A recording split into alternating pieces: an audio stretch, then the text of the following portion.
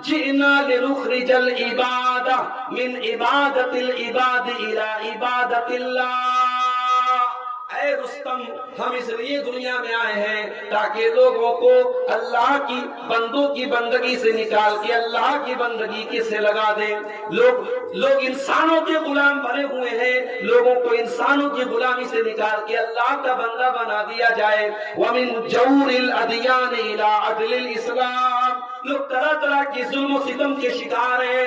دنیا کے مختلف مذاہب میں اور دھرموں میں جو ظلم اور انیائے کیا جا رہا ہے، اس انیائے کو چھوڑ کر کے لوگ اسلام کی شیتل چھایا میں آ جائیں۔ وَأَشْهَدُ أَنَّ مُحَمَّدًا عَبْدُهُ وَرَسُولُهُ۔ يَا أَيُّهَا الَّذِينَ آمَنُوا اتَّقُوا اللَّهَ حَقَّ تُقَاتِهِ وَلَا تَمُوتُنَّ إِلَّا وَأَنتُم مُّسْلِمُونَ۔ يَا أَيُّهَا النَّاسُ اتَّقُوا رَبَّكُمُ الَّذِي خَلَقَكُم مِّن نَّفْسٍ وَاحِدَةٍ وَخَلَقَ مِنْهَا زَوْجَهَا وَبَثَّ مِنْهُمَا رِجَالًا كَثِيرًا وَنِسَاءً وَاتَّقُوا اللَّهَ الَّذِي تَسَاءَلُونَ بِهِ وَالْأَرْحَامَ إِنَّ اللَّهَ كَانَ عَلَيْكُمْ رَقِيبًا۔ يَا أَيُّهَا الَّذِينَ آمَنُوا اتَّقُوا اللَّهَ وَقُولُوا قَوْلًا سَدِيدًا يُصْلِحْ لَكُمْ أَعْمَالَكُمْ وَيَغْفِرْ لَكُمْ ذُنُوبَكُمْ وَمَن يُطِعِ اللَّهَ وَرَسُولَهُ فَقَدْ فَازَ فَوْزًا عَظِيمًا۔ أما بعد فإن خير الحديث كتاب الله وخير الهدي هدي محمد صلى الله عليه وسلم وشر الأمور محدثاتها وكل محدثة بدعة وكل بدعة ضلالة وكل ضلالة في النار۔ أعوذ بالله من الشيطان الرجيم، بسم الله الرحمن الرحيم۔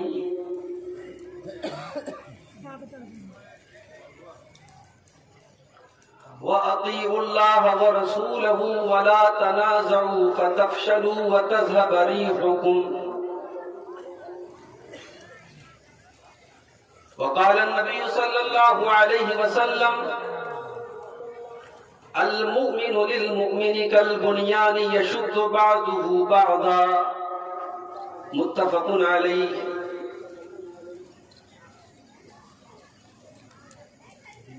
محترم علماء کرام، دینی و ملی بھائیوں، محترم بزرگوں، نوجوان ساتھیوں، پردہ نشین ماں اور بہنوں، پیارے بچوں، روپوش پور میں مجھے یاد نہیں آ رہا ہے اس سے پہلے میں کب آیا تھا، شاید 4-5 سال پہلے میں آیا تھا۔ پچھلے سال بھی پروگرام کی تاریخ لی گئی تھی، لیکن آپ جانتے ہیں پچھلے سال لاک ڈاؤن لگ گیا تھا اور سارے پروگرام کینسل ہو گئے۔ اس سال بھی جب پروگرام کے لیے مجھ سے بات کی گئی اور خاص طور سے آج کے اس جلسے کے جو صدر ہیں، جو سبھاپتی ہیں، شیخ ابو طاہر سلفی حفظہ اللہ، ان کا فون میرے پاس آیا کہ روپوش پور میں آپ کو ٹائم دینا ہے۔ میرے ساتھ مجبوری یہ ہے، میں گورنمنٹ ٹیچر ہوں، مدرسے میں پڑھاتا ہوں اور بہت ہی کم پروگرام میں دے پاتا ہوں۔ میں نے معذرت ظاہر کی کہ شیخ میں نہیں آ سکتا، چھٹی نہیں ہے میرے پاس۔ شیخ نے کہا نہیں آپ فلائٹ سے آئیے، لیکن آئیے۔ اب میں نے جو ٹکٹ بنایا بنارس سے مدرسے سے پڑھا کر کے فلائٹ سے کلکتہ اور پھر کلکتہ سے ٹرین سے آپ کے فرقہ آنا تھا، اور ٹرین کا ٹائم فرقہ میں پہنچنے کا رات میں 1:15 بجے تھا۔ کل میرے پاس جلسے والوں کا فون آیا، بولے شیخ پبلک آئے گی اور آپ کو نہیں دیکھے گی، لوگ ہمارے اوپر سوال اٹھائیں گے، آپ کلکتہ سے 4 ویلر سے آ جائیں گے، لیکن آپ ٹائم سے پہنچ جائیے، پبلک دیکھ لے، لوگوں کو اتنا ہو۔ چنانچہ میں نے ایک 4 ویلر بک کیا، اور آپ یقین مانیے کلکتہ ایئرپورٹ سے اترا ہوں، ڈائریکٹ 4 ویلر پر کار میں بیٹھا ہوں، راستے میں ہم لوگ ایک جگہ شاید 10-15 منٹ کے لیے تھوڑا سا پانی وغیرہ پینے کے لیے رکے تھے، باقی ہم لوگ کہیں رکے نہیں ہیں، لیکن اتنا لمبا راستہ ہے، پھر جب آپ کار سے چلتے ہیں سڑک پہ جام بھی مل سکتا ہے، کوئی اور معاملہ بھی ہو سکتا ہے، پہنچتے پہنچتے ہم لوگوں کو 12:15 بج گئے، بلکہ میں سمجھتا ہوں 12:30 بج گئے یہاں آپ کے گاؤں میں آتے ہیں۔ تو میرے بھائیوں، طبیعت تو بہت تھکی ہے، لیکن اب آپ کے جذبات کا بھی احترام کرنا ہے، اور آتے ہی حکم ہوا کہ بھئی آپ اسٹیج پر چلیں، پبلک بھاگ رہی ہے، لوگ جا رہے ہیں اور لوگ طرح طرح کی باتیں بنا رہے ہیں، جلسے والوں کو بھلا بھلا کہہ رہے ہیں۔ تو پہلا پیغام تو میں یہی دوں گا کہ حسن ظن رکھیے، اچھا گمان رکھیے۔ کم سے کم میرا ریکارڈ اب تک کا ایسا نہیں رہا ہے کہ میں نے کہیں ٹائم دیا ہو اور میں نہ آیا، یہ میرا ریکارڈ نہیں رہا ہے، الحمدللہ۔ میں نے ٹائم دیا ہے تو کسی بھی طریقے سے، یہاں تک کہ میرے خاندان میں، میری رشتہ داری میں میت ہو گئی ہے، جنازہ ہو گیا ہے، پھر بھی میں نے پروگرام اگر دیا ہے تو پوری کوشش کی ہے کہ میں پروگرام میں جاؤں۔ تو عالم کے ساتھ بھی اور جلسہ کمیٹی کے ساتھ بھی حسن ظن رکھیے، اچھا گمان رکھیے۔ ٹھیک ہے 100 میں 2-4 لوگ آپ کو کرپٹ بھی ملیں گے، بے ایمان بھی ملیں گے، سب کو ان کے اوپر قیاس نہ کیجیے۔ اللہ تعالیٰ سے دعا کیجیے، اللہ تعالیٰ، مجھے بڑی خوشی کی بات ہے میرے لیے کہ آج کا یہ جلسہ تبلیغی جلسہ ہے۔ اس علاقے میں اکثر جلسے ہوتے ہیں چندے کے لیے، مدرسے کے لیے، مسجد کے لیے، آج آپ کا یہ جلسہ صرف دعوت و تبلیغ کے مقصد سے منعقد ہوا ہے۔ اللہ تعالیٰ آپ سب کی، ہم سب کی اس کوشش کو قبول فرمائے، اور جو قربانیاں آپ نے یہاں آنے کے لیے دی ہیں، میں نے دی ہیں، اللہ تعالیٰ ان کو قبول فرما لے۔ کہنے سے سننے سے زیادہ ہم سب کو عمل کرنے کی توفیق عطا فرمائے۔ آمین۔ میرے بھائیوں، آج پوری دنیا میں ہماری اور آپ کی استھتی کیا ہے، ہمارے اور آپ کے حالات کیا ہے؟ کوئی نہ کوئی نیا ایشو، کوئی نہ کوئی نیا بہانہ ہمارے اور آپ کے جذبات کے ساتھ کھیلنے کے لیے کھڑا کیا ہے۔ کبھی ہمارے نبی کے کارٹون بنائے جاتے ہیں، کبھی قرآن کریم کو جلایا جاتا ہے، کبھی ہمارے پرسنل لا کے اندر مداخلت کر کے پارلیمنٹ میں قانون بنایا جاتا ہے، کبھی ہمیں ملک سے بے دخل کرنے کے قانون بنانے کی باتیں ہوتی ہیں، اور ابھی آج کل ایک نیا ایشو چل رہا ہے، شاید آپ نے سنا ہوگا کہ ایک نام نہاد اپنے آپ کو مسلمان کہنے والا انسان سپریم کورٹ میں یہ عرضی دائر کرتا ہے کہ قرآن مجید سے 26 آیتوں کو نکال دیا جائے، کیونکہ وہ 26 آیتیں وائلنس کی، دہشت گردی کی اور تشدد کی، ہنسا کی تعلیم ہے۔ تو سب سے بڑا سوال تو یہی ہے کہ یہ آئے دن ایسا کیوں ہو رہا ہے، اور ہم مسلمانوں کی استھتی بد سے بدتر کیوں ہو رہی ہے؟ اگر ہم اس چیز کی विवेचना کریں, اس کا تجزیہ کریں, اس کو اینالائز کریں, اس کو سمجھنے کی کوشش کریں, تو ابو داؤد کی ایک حدیث اپنے سامنے رکھیں. اللہ کے نبی صلی اللہ علیہ وسلم نے آج کے ہمارے ان حالات کو بڑے صاف الفاظ میں آپ نے بیان کیا. اللہ کے پیارے نبی فرماتے ہیں یوشک الامم ان تداعى علیکم کما تداعى الاکلۃ الی قصاتها. وہ دور بہت جلد آنے والا ہے, وہ حالات بہت جلد آنے والے ہیں جب دنیا کی ساری قومیں تم پر ٹوٹ پڑیں گی. جیسے کھانے والے دسترخوان پر بیٹھے ہوتے ہیں اور کچھ لوگ دسترخوان پہ کھانا کھا چکے ہوتے ہیں اور کچھ لوگ لائن میں کھڑے رہتے ہیں کہ تم کھا لو, اب ہماری باری آنے والی ہے. اے مسلمانوں, تمہیں مارنے کے لیے, تمہیں کاٹنے کے لیے, تمہیں دبانے کے لیے, تمہیں پریشان کرنے کے لیے, تمہیں ذلیل کرنے کے لیے دنیا کی ساری قومیں اسی طریقے سے باری باری آگے بڑھیں گی اور تمہیں ذلیل و خوار کریں گی, تمہیں پریشان کریں گی, تمہیں ماریں گی, کاٹیں گی. صحابہ نے پوچھا اے اللہ کے رسول کیا اس وقت ہماری تعداد کم ہوگی؟ کیا دنیا میں ہماری تعداد بہت کم ہوگی کہ ایسا ہمارے ساتھ کیا جائے گا؟ نبی اکرم فرماتے ہیں کہ نہیں، تعداد تو تمہاری بہت زیادہ ہوگی، وَلَٰكِنَّكُمْ غُثَاءٌ كَغُثَاءِ السَّيْلِ، لیکن تمہاری حیثیت پانی کے اوپر جو جھاگ ہوتا ہے، پانی کے اوپر جو بلبلے ہوتے ہیں، تمہاری حیثیت پانی کے اوپر کے جھاگ کی طرح ہو جائے گی۔ تمہارے اندر کوئی طاقت نہیں ہوگی، کوئی پاور نہیں ہوگا، جو چاہے گا جیسے چاہے گا جب چاہے گا تمہیں مسل دے گا، تم اتنے کمزور ہو جاؤ گے۔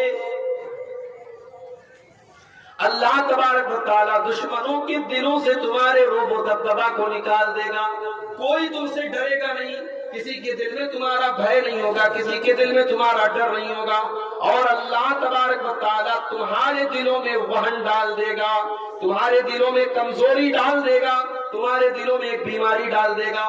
صحابہ نے پوچھا اے اللہ کے رسول وہ کون سی بیماری اللہ تعالیٰ ہمارے دلوں میں ڈال دے گا؟ فرمایا حب الدنیا و کراہیت الموت، دنیا کی محبت تمہارے دلوں میں ڈال دی جائے گی اور موت کی نفرت تمہارے دلوں میں ڈال دی جائے گی۔ دنیا تمہیں بہت عزیز ہو جائے گی، دنیا سے تمہیں بڑا پیار ہو جائے گا، تم دنیا کو پانے کے لیے اور دنیا کو حاصل کرنے کے لیے کچھ بھی کرنے کو تیار ہو جاؤ گے۔ حالات آپ دیکھیں، یہ جو وسیم رضوی کا نام سنا ہے آپ نے، یہ آدمی کیوں آج قرآن کریم سے دشمنی کر رہا ہے؟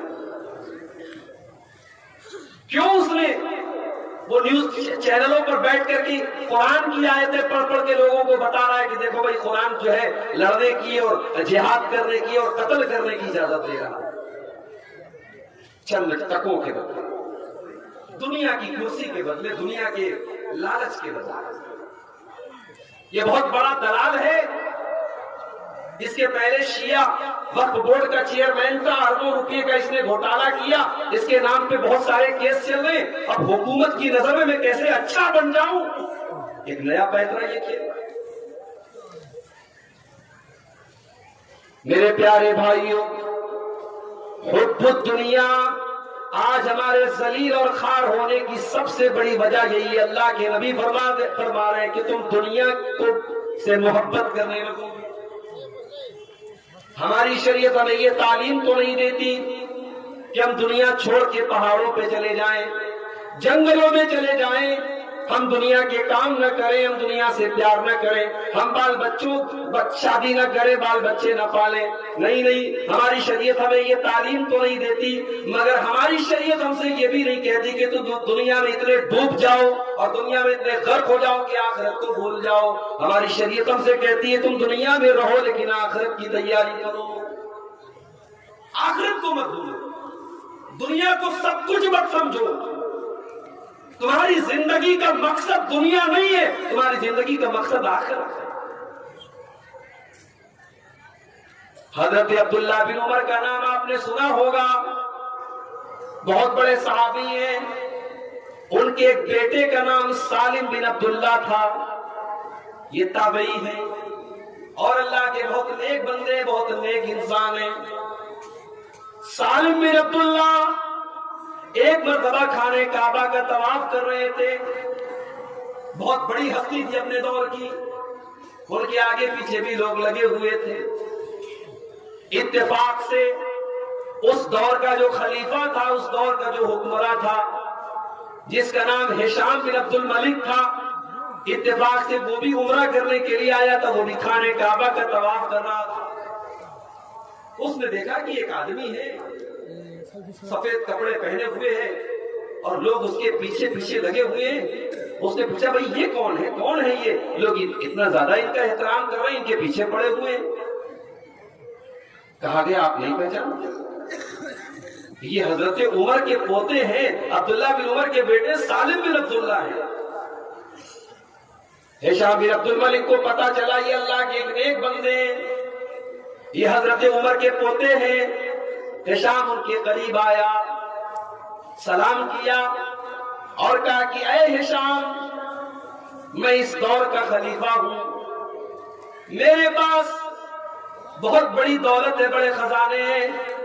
اے سالم بن عبداللہ، اگر آپ کو کوئی ضرورت ہو، کوئی چیز اگر آپ کو چاہیے، کچھ پیسے چاہیے، کچھ دولت چاہیے، تو اے سالم، میں دینے کے لیے تیار ہوں۔ سالم بن عبداللہ نے جواب دیا، اے ہشام، اے امیر المومنین، اے مسلمانوں کے خلیفہ، تم اس وقت کہاں کھڑے ہو؟ کہاں؟ میں خانے کعبہ کے سامنے کھڑا ہوں۔ کہا کہ ہشام بن عبد الملک، مجھے یہ اچھا نہیں لگتا کہ اللہ کے گھر کے پاس، اللہ کے گھر میں اللہ کو چھوڑ کر کے کسی اور سے کوئی سوال کروں۔ میں تم سے یہاں پہ کچھ نہیں مانگ سکتا، یہ اللہ کا گھر ہے، یہ خانے کعبہ ہے، مجھے یہ گوارا نہیں کہ میں خانے کعبہ کے پاس، اللہ کے گھر کے پاس تم سے کوئی سوال کروں۔ ہشام بن عبد الملک خاموش ہو گیا۔ تھوڑی دیر کے بعد سالم بن عبداللہ نے طواف مکمل کیا۔ طواف مکمل کرنے کے بعد 2 رکعت نماز پڑھی، طواف کے بعد کی۔ نماز پڑھنے کے بعد جب وہ مسجد حرام سے باہر نکلے، حرم سے باہر نکلے، ہشام بھی ان کے پیچھے پیچھے نکلا۔ جب مسجد حرام سے وہ نکل گئے، ہشام بولا، اے سالم، اب تو تم مسجد حرام سے باہر نکل چکے ہو، اب تو تم خانے کعبہ سے باہر نکل چکے ہو، اب میں تم سے پھر سے گزارش کرتا ہوں، تم کو کوئی چیز مانگنا ہو تو مجھ سے مانگو۔ کہا، امیر المومنین، یہ بتائیے کہ آپ میری کون سی ضرورت پوری کریں گے؟ میں آپ کے سامنے کون سا سوال کروں؟ کیا آپ میری دنیا کی ضرورت کو پوری کریں گے یا آخرت کی ضرورت کو پورا کریں گے؟ ہشام بولا کہ اے سالم، آخرت کی ضرورت کو تو کوئی پورا نہیں کر سکتا ہے، ہاں دنیا میں کوئی ضرورت تو، کوئی پیسہ چاہیے، کوئی دولت چاہیے، کوئی ضرورت تو آپ مجھ سے دنیا کا کوئی سوال کر لیں، میں مدد کرنے کے لیے تیار ہوں۔ حضرت سالم نے بڑا پیارا جواب دیا، کہا، اے ہشام، کان کھول کر کے سن لے، ما سألت الدنیا، میں نے دنیا کا سوال تو دنیا کے مالک سے بھی نہیں کیا ہے۔ ما سألت الدنیا ممن یملکها، جو اللہ تبارک و تعالیٰ دنیا کا مالک ہے، میں نے خانے کعبہ میں ہاتھ اٹھایا تو دنیا کا سوال اللہ تعالیٰ سے نہیں کیا، میں نے دنیا نہیں مانگی۔ فَكَيْفَ أَسْأَلُهَا مِمَّن لَّمْ يَمْلِكْهَا، تو اے ہشام، میں دنیا کا سوال تجھ سے کیسے کروں؟ تو دنیا کا مالک بھی نہیں ہے، جو دنیا کا مالک ہے میں نے تو دنیا کا سوال اس سے بھی نہیں کیا ہے، میں تجھ سے دنیا کا سوال کیسے کر سکتا ہوں؟ تو دنیا کا مالک بھی نہیں ہے۔ میرے پیارے بھائیوں، یہ ہمارے اسلاف تھے، دنیا میں رہتے تھے، دنیا کی لالچ نہیں تھی۔ ہمارے نبی کی زندگی کو دیکھو، ترمذی کی روایت ہے، اللہ کے نبی صلی اللہ تعالیٰ علیہ وسلم چٹائی پر لیٹا کرتے تھے۔ چٹائی پر لیٹنے کی وجہ سے آپ کی پیٹھ کے اوپر چٹائی کے نشان پڑ جایا کرتے تھے۔